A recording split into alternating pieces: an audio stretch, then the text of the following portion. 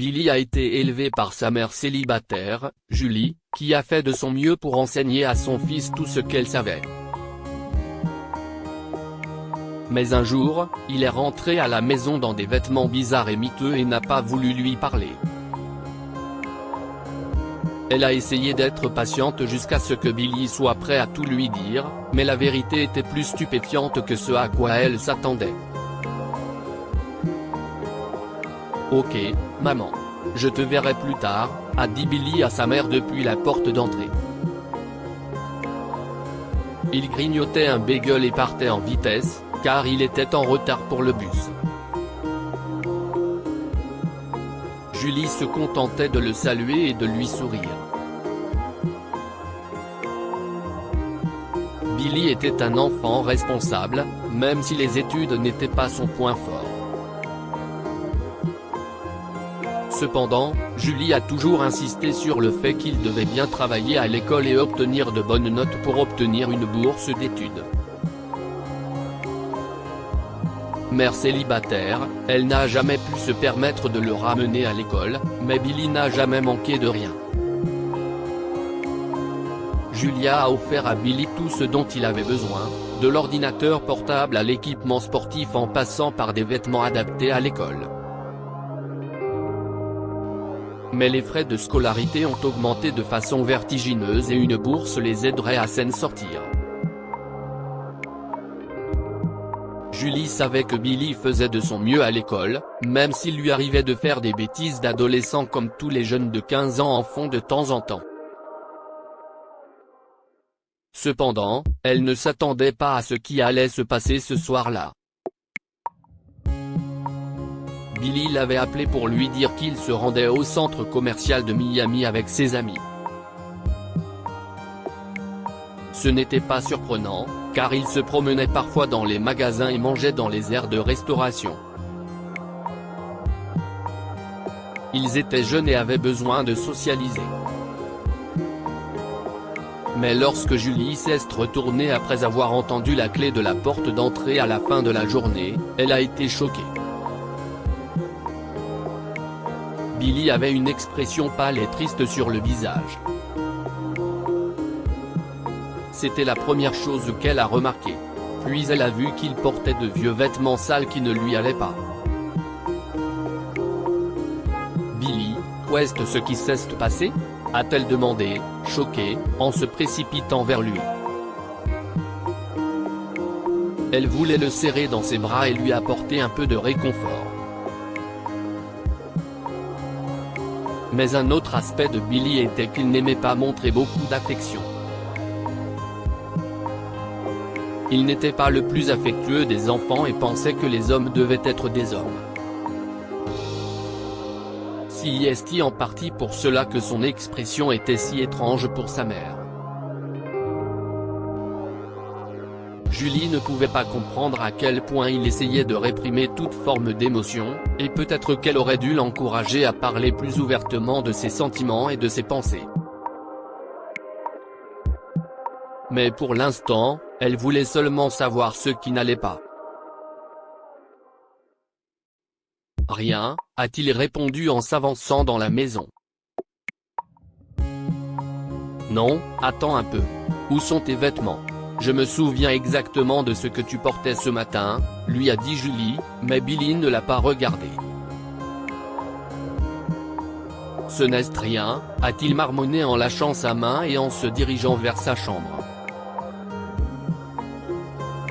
Julie a grimacé en entendant la porte claquer et pensait à le suivre, mais elle ne savait pas si c'était la bonne chose à faire. Il pourrait avoir des problèmes de fille. C'est peut-être ce qui s'est passé au centre commercial. Mais attends, et ses vêtements ? Quelqu'un l'a agressé ? Est-il victime de harcèlement ? Dois-je appeler les mères de ses amis ? De nombreuses questions se bousculaient dans la tête de Julie et elle avait envie de faire irruption dans la chambre de son fils pour exiger des réponses. Mais elle ne savait pas s'il valait mieux lui laisser de l'espace. Finalement, elle l'a entendu aller dans la salle de bain et prendre une douche. elle a décidé de le laisser se calmer et d'attendre. Plus tard, Billy est descendu et s'est assis à la table de la cuisine pendant que Julie servait le dîner. Ils étaient tous les deux silencieux, car Julie a peur de l'effrayer et de le faire retourner dans sa chambre. Cependant, Billy a saisi la fourchette et l'a reposée sur la table. Il ne voulait pas manger tant qu'il ne s'est pas débarrassé de ce qui le tracassait.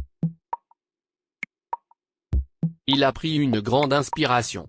« Je suis prêt à te raconter ce qui s'est passé », a-t-il commencé à dire en regardant sa mère d'un air pensif.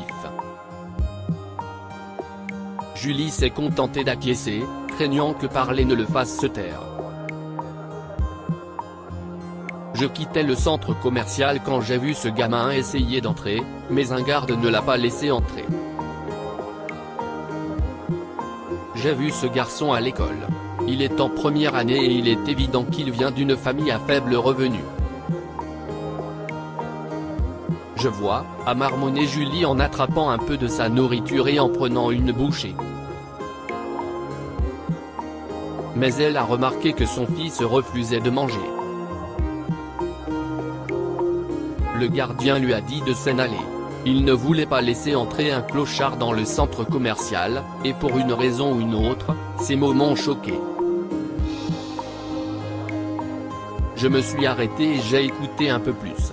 Le jeune a commencé à expliquer qu'il voulait acheter un cadeau pour sa sœur. Le gardien n'y croyait pas. Le garçon lui a même montré ses billets d'$1, mais ça n'a rien changé, a révélé Billy, qui ne touchait toujours pas à sa nourriture. Que s'est-il passé ensuite ? A encouragé sa mère. Le jeune s'est éloigné, mais je l'ai attrapé. J'ai commencé à enlever mes vêtements pour les lui donner parce qu'il était propre et qu'il avait l'air décent. Je lui ai demandé d'enlever les siens pour que je puisse les porter en échange.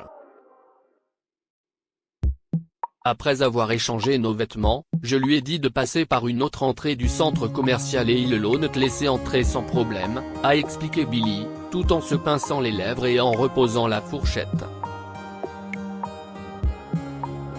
Mais ça me tue. C'était littéralement à cause de ses vêtements.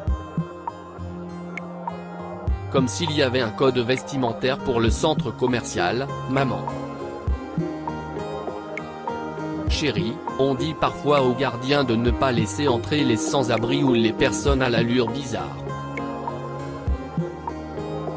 Si est peut-être ce qu'il faisait, a tenté d'expliquer Julie. Ce n'est pas juste. Je veux dire, nous avons le droit d'entrer.